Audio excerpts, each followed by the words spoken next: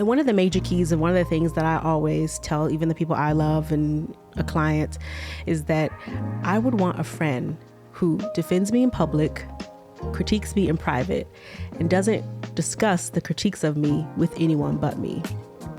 I think that's kind of a bar. Hi, everyone. Welcome to the first episode of this pop-up podcast over the next 6 weeks called Unbothered. I am thrilled, but also a little bit nervous. I haven't been in front of the camera in a long time, but I'm excited to build this out with you because this is your podcast. Honestly, I'm just the host. Every week, I'm going to just put something out on Instagram, ask you all what you want to speak about, and you're going to be the ones in charge of this. I work for you pretty much. And so I know you're probably asking yourself, why did you name this Unbothered? And where have you been, Lauren? I haven't seen you in a long time. You know, it's a long story where I've been, and I'll tell that soon, but I don't think that should be the first episode. I mean, I don't want to draw you guys in with a real sad story. I want to draw you in with some happiness, some wine, some good times. So you all picked the topic of friendship.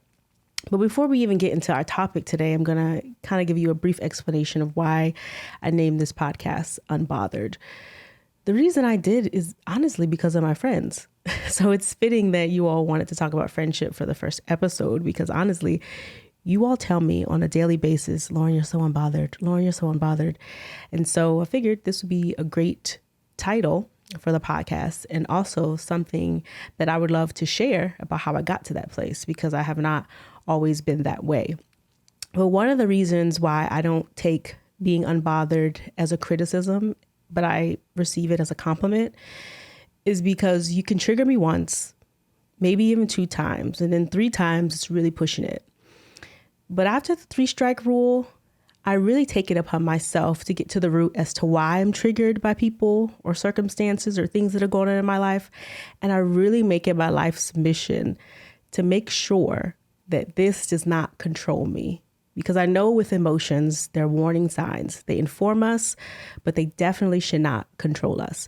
And so with being unbothered, it's taking your power back. It's understanding that whatever emotion you're feeling, whether it's jealousy, whether it's sadness, whether it's even just being straight up mad, I tell myself, look, I don't like the fact that I get mad when this person enters the room. So I have to really figure out why I get mad, how I can change it, and what's really going on. And so I've been doing that for 10, 15 plus years. And I can honestly say that it has drastically improved my life. It's allowed me to not hold on to a lot of grudges or stress that's unnecessary for me to thrive. And so I really am excited to share some techniques that I've picked up. You know, my background is in child and family therapy and social work and currently life coaching. But it's not just what I give to clients or not just what I believe may work, but it's honestly, I'm just going to tell you stories that have worked for me, things that I know for a fact. You can maybe grab a little bit of a lesson from it. So let's dive in. Let's talk about friendship. But first, before we get started in talking about friendship versus fandom, which you all wanted to talk about, I'm going to pair every conversation with a beverage. And for those of you who don't know, I am a wine collector and curator, but I don't always want to drink wine. I drink teas and coffees and infuse some of my own waters as well. But for today's topic, we're talking about friendship, especially with all the things that are going on in my life right now in my relationships. I have to take out the wine for this one. So the first conversation that we're going to have, I'm going to pair it with the wine that I'm going to show you all in a second. So what's unique about today's pairing is that it's a wine that is based in South Africa. The winemaker's from Zimbabwe, but he currently lives in South Africa and has been there for a long time. And it's called Kumusha, which means home roots origin. And I figured this would be a great wine to pair because when you find a solid group of friends, it really does feel like home. So it's like a match made in heaven. And 2, it's a hefty wine. So Pinotage is a wine that is based in South Africa as well. And it was created there. And so if you have never had Pinotage before, it's really hard to explain the taste, but I will say that it's hefty. So if I get a little red throughout this podcast, just know that I'm really feeling the roots. I'm really feeling the home seeping in. All right, so I got my wine, Kumusha, Pinotage, year 2020. I'm excited to take my first sip. Yeah, that's good. That's a good one. Oh man. Okay. The more I go through this podcast, I might really start sharing some things I shouldn't share, but and I know you're like, why is she swishing things around in her mouth? We can honestly have a conversation about how to taste wine and really get the aromas and your palate to really understand what's happening and all the complexities, but that's for another time. All right, so I'm excited to talk about friendship only because what I actually need is what I'm going to give today. And that's what's unique about this podcast setup is that I'm always going to be talking about myself, not just talk about what you should do, but also just reminding myself what I need to do, because these are all things that we constantly deal with in our relationships, and relationships are essentials. They're mandatory for you to live like an abundant, even a fun life. And so I'm really excited to talk about this. So first, I know you're probably like, why friendship? Why are we talking about this as the first topic? Well, you all chose it on Instagram. I made a poll. And if you haven't added me on Instagram, you should go ahead and do that, because I'm going to do a poll every week and let you all choose the topic. So next week, we'll see what we'll talk about, but it's totally up to you. So there's 3 things that I'm going to cover today: the essence of friendship, the allure of fandom, and then just blurred lines, because we all know that sometimes, just like in romantic relationships, it's just a big blurry line and you kind of don't know what it is or what to do about it. So we're going to talk about that today. Before we can even talk about a friendship with other people, however, we have to talk about, are we even a friend to ourselves? And are we a friend to the world? And so I kind of have it in 3 categories. And this is how I've always gone through life, and what I would advise someone to do as well. To first focus on being a friend and loving yourself, then being a friend and loving all of those who come in contact with you. And once you do those 2 things, you really will be able to be a great friend to anyone who crosses your path. Until we're able to do that, we honestly just can't build or even maintain the relationships that we desire. An example of that is even keeping up a facade with different groups, or even with yourself. You'll get exhausted. So pretty much you would just be a full-time actor, just constantly saying, with this group, I may be different.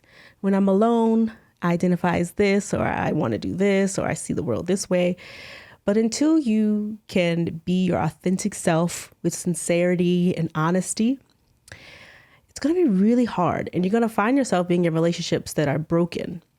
But one of the main indicators of continuous broken relationships that happen perpetually is when you haven't dealt with your own authenticity and your own brokenness. So I challenge you to ask yourself, when I'm alone, do I accept and love myself? When I'm surrounded by strangers, do I love and accept myself? And when I'm with those who love me, do I even accept me? Because honestly, if the answer is no, you need to spend some time working on self-acceptance and self-love, because that is the strongest foundation on which to build a lasting relationship. There's no stronger foundation than self-love. And until you learn to love yourself for who you actually are, it's going to be really difficult for you to have authentic and meaningful relationships if you yourself aren't authentic with yourself. Once you begin to love yourself and embrace that, you then have to ask yourself, am I a friend to the world? So you're a friend to yourself. Now, can I be a friend to the world? This means wherever you go, whoever you're with, they will see the authentic you. I know for me, I'm always going to be generous. I'm always going to be very honest, even if it's brutal. And I'm always going to be a little bit sarcastic, because that's just me. And so if someone were to be like, I didn't know Lauren was generous, or I didn't know Lauren was, really honest, that's problematic, because I should present that way regardless of who I am around. Because if you find yourself only having certain parts of you revealed, such as generosity, things that really make up the core of who you are around certain types of people, then you're being inauthentic.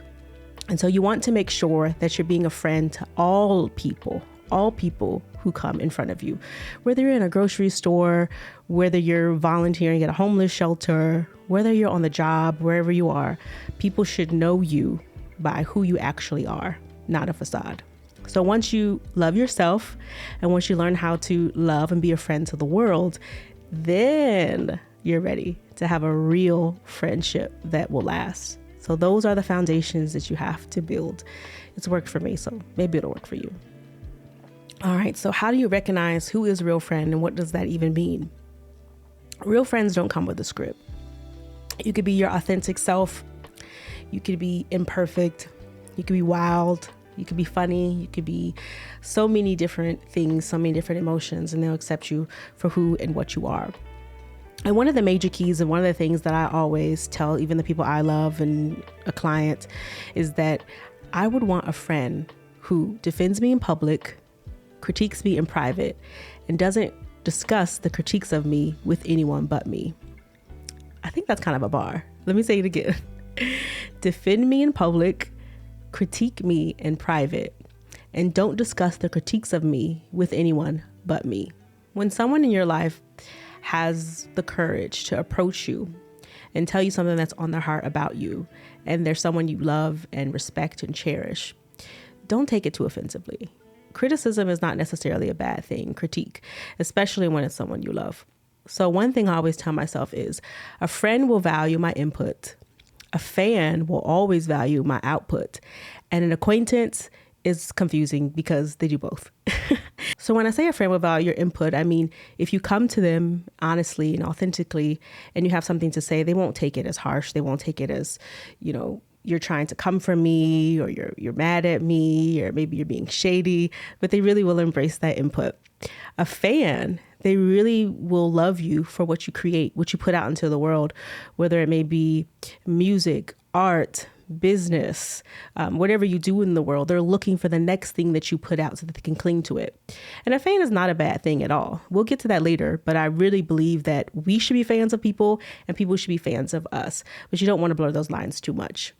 And an acquaintance is someone who sometimes they value your output, sometimes they value your input, but it's dependent upon the circumstance, depending on how they feel, depending on maybe, if I feel like it, maybe if I'm at work and I just happen to need a relationship, maybe if I'm going through a hard time and I just need someone to talk to. It's very circumstantial. So in saying that, you must recognize the distinction between a friend, a fan, and an acquaintance. It'll save you a lot of heartache. And honestly, your expectations will change, so you won't be as upset. So I know you're like, it's easy for me to spot who a friend is, who an acquaintance is, and who a fan is. Or maybe it's not. But I can say this. Where things get really blurry is when one person in the relationship is changing and evolving and the other is not. This is something that happens to all of us. It's happening to me currently. It happens to me all of the time. When I feel like there's evolution and there's growth happening in my life and people freak out. They either go ghost or they go ham. So it's either one of the two. But if someone in your life isn't evolving and they're not understanding of your evolution, I'm going to say this, get out. I've grown a lot in my faith, in my relationship with God, in my mindset, in my career, in the choices that I make, even in my day-to-day life. And a lot of my relationships have fallen by the wayside. Well, maybe I won't say a lot. And it's not in a depressing or demeaning way, but they've fallen, but just fallen in priority and in how I grant access. You don't necessarily have to change in how you show up for people, just in how much you show up for people. And so that's something that I've been working through, is that who I am, the authentic me, the generous, the loving, the understanding, the sarcastic, the little bit mean version of myself that I am to my friends, I will never snatch that away, but I'm only going to grant you access when I feel like it or when I feel like it's necessary. So all I can see in my head is a big access granted or access denied. And sometimes it will be denied. The door's not closed. It's just a screen door. So you can look in, you can peek in, but you can't touch. And I have control over the access that I allow people to have of me. You don't all of a sudden have to start acting mean or being a little bit of a brat around these people. It's just that in your relationships that aren't really growing or evolving alongside you in your personal path, you just have to be careful. And if you're not understanding of it or you're not willing to adapt, then if we're going two separate ways, I can run back sometimes and come see you. But for the most part, if you don't start walking that same path with me, hate to say it, but you will get a little bit left behind. But I'll keep that screen door open, like I said earlier, so you can peep in, you can look in. But unless you're willing to kind of go along the same life path or trajectory that I'm going in my evolution, it's going to be really difficult for that relationship to maintain its essence and its truest form, and how it got started in the first place. So I had a friend of mine who had a child, and our relationship dynamic changed. Not bad in a bad way whatsoever. But she did tell me this: Lauren, I need you. And I said, okay. She's like, I understand you're busy, but I'm going to come to you. And what that taught me is that she didn't put a demand on my potential and say, I need you to do this, or we won't be friends, or I'm going to be mad. She said, I need you. You don't have to come to me. You don't have to buy me anything. You don't have to send me anything. I'm going to come to you, and I just need who you are. And because of that, that has forever changed my view on relationships, because of that one text message. She didn't expect me to do anything but be myself. And in that, if you're watching this, because if you are, you know who you are, that encounter really just shifted my whole perspective and my whole view on our relationship. There is nothing that she can do, there is nothing that she can say that will change the way I love her. Because she's one of the only people in my life. There are a couple of them. I have a solid group of girlfriends, thankfully. But she's one of the only people who didn't expect me to book a flight, to buy flowers, to write some extravagant letter. But she said, I'm going to come to you, and I just need you to be who you are. That's all I need you. That's all I need you to do. And in that, it showed me what relationship and what authentic friendship is all about. It's really just about showing up as our authentic selves for each other, no matter what. Man, I wasn't expecting to share such a vulnerable story, but I do think that there's some life lessons in that. And I do think that God allowed that to happen so that I could really look at every relationship in my life and ask myself, if I just show up and that's all I can offer, is it enough? And if the answer was yes, I went full force 1000% this past year for our relationship. And if the answer was no, our relationship changed. And I'm okay with it. Because at the end of the day, 10, 20, 30 years from now, if I can't just show up as myself, and if the people that I love can't just show up as themselves, and that's enough, I don't want to be exhausted with the fake games of maintaining or trying to maintain the idea of a friendship instead of an actual authentic friendship. I'm only human, and I do know that when someone is in a deep relationship with me, I give a lot. I give a lot of myself. I give a lot of finances. I get a lot of time. I give a lot of effort. I lend an ear constantly, and reciprocity isn't always realistic. But I have noticed that some people are just not capable of offering what you may need right now. And that's okay. You find what they can offer and you ask for it.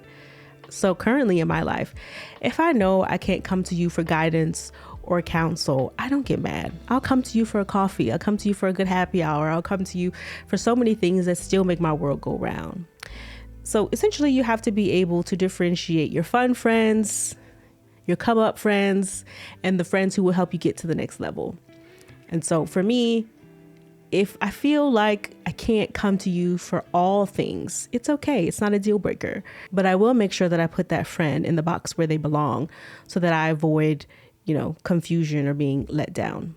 Your friends may be equipped to love you, but some of them just aren't equipped to guide you. Let's just be real. Have you ever had amazing news that you wanted to share with someone and you were stressed just thinking about telling them because you know that they genuinely just can't be happy for you, or they'll be jealous, or they'll be asking you just a ton of questions that you don't feel like answering? It doesn't mean that they're not a good friend. It just means that shouldn't be the friend that you call when you have really good news. You may even have family like that. There are just some people who can't hear about your successes. They just have to find out when the rest of the world finds out. Just know what connects you to the friend in whom you love. So remember, for friendship, it's who you are. And for fans, it's what you can produce. And in knowing what connects you, you also need to know what can be a disconnect. One of the red flags that I've noticed in some of the people in my life over the past few years is that when they have a new set of friends or no friends at all, don't be shocked when they switch up on you. I mean, they switch up on themselves and people all the time. So if you take that, it's probably a high chance, I'll say around 90%, that they'll end up doing it to you as well. So I've never looked at someone like, oh man, they make friends so quickly. They're friends with so many people. I look at the people who can maintain friendships, and also the people who, in hardship or through evolution, through big life decisions like marriage or having kids or divorce or through career changes, they're able to maintain relationships, because maintenance is more of an indication of someone's character than someone who was able to just pick up more people as they progress through life. So even in knowing that, you just need to make sure you guard your heart by only allowing access to certain parts of you on your time, not theirs. I've had a lot of quick little romances that have popped up. I don't mean romance in like the relationship, but you know how they call it like a bromance. Do we have cismances? What do they even call for girls? Girlmance? I don't know. But I've had a couple of those pop up in my life where I'm like, man, we're hitting it off. Like I'll meet a group of girls at a concert, at a happy hour, and I'm like, yes, like this is my tribe. Like I love these girls. But in that moment, I'm not like, okay, I'm going all in. Like let's exchange information. Let's you're invited to the cookout. I'm coming to Thanksgiving. Let's go on vacation. Like, no. I've done that before. I've met people in my life who I've allowed in so quickly, and I don't know where they are now. You have to see how people are in relationships with other people over multiple years before you can allow people in on information about you from years past. And what I mean by that is, until I can see the track record of how you show up in your relationships for a couple of years, or maybe even I'll say a solid year, I can't allow you into my space or allow you into my mind and into my heart, because I don't know. It's taking too much of a chance. And so I would even advise that with anyone in a romantic relationship. Don't allow someone in completely until you see how they are with the people closest to them and to strangers around them. Because someone honestly can be an actor and pretend for a couple of months, but after about a year or so, you start to really see the authentic person. So I would say guard your heart and be careful. I need a sip after that. So why should we know the difference between friends and fans? You know, fandom is not bad at all, but it is entirely different. I know for me, I consider myself to be a fan of a lot of people in my life. I have a lot of mentors that I look up to, but I wouldn't consider them to be my friends. And I'm sure they don't consider me to be their friend either. But there's one amazing woman that comes to mind. For the past couple of months, I've been meeting with a coach bi-weekly and a cohort of 20 plus women who are all entrepreneurs, all bosses, all beautiful, all just amazing. And I'm learning so much from these women, particularly the coach, but I wouldn't consider her to be my friend. The reason behind that is being a fan requires admiring from afar, while being a friend involves embracing up close. So one sparkles with kind of like admiration and the other glows with unwavering love. So I admire a lot of people in my life, but the reason I admire them is because of their output, not who they are to me without the output, if that makes sense. And so you want to make sure that you identify who is a fan of yours and who is a friend of yours. Having fans is not bad. I highly believe that being a fan of people is something that will set you apart. I personally call the people that I admire my board of advisors, because there are some people that I may never meet in person, but I admire from afar and I'm a fan of. And because of that admiration, I was able to level up in business, level up in my mental health, level up in my physical health and my spiritual health in so many ways because of fandom. So fandom's not bad at all. So if someone's a fan of you, don't be like, oh, you're just a fan. No. Fans are amazing. I'm a fan of so many people, probably a fan of someone who's even looking at this. And I hope that I have fans who are watching me right now. It's not a bad thing whatsoever. We cheer on those that we admire from a distance, and we're only given a window into what they want us to know about them. It's curated. You know, both fans and friends are fantastic And someone may be a fan of yours while you think they are a friend, but your expectations just need to change when you identify who is what to you. Fans will expect to receive your brilliance, while friends just want your authentic self, and that's enough. For the people who love what you create, what you do, what you put out, don't shoo them to the side and feel like they're less than, because they're not. We all need fans, and we all need to be fans of people. But for the people who love you for your authentic self, and you actually feel comfortable being the real, sincere version of yourself amongst these groups of people, hold on to them. Try your best to maintain a relationship. Even when your emotions get the best of you and you feel like they've let you down or that the relationship is evolving, it's okay to have conversations and redefine the relationship. I say that a lot to my friends in my life. There are friends who I considered to be my best friend for many years, and we kind of had to redefine that relationship. It doesn't mean that the love has changed. It doesn't mean that I won't show up for these people, but it does mean that I have to redesign the relationship dynamic, and that what I allow you to see, what I allow you to hear, and what I allow you to be a part of will shift.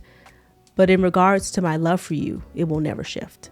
I've had someone look me dead in the face and tell me, you just don't love me for who I am.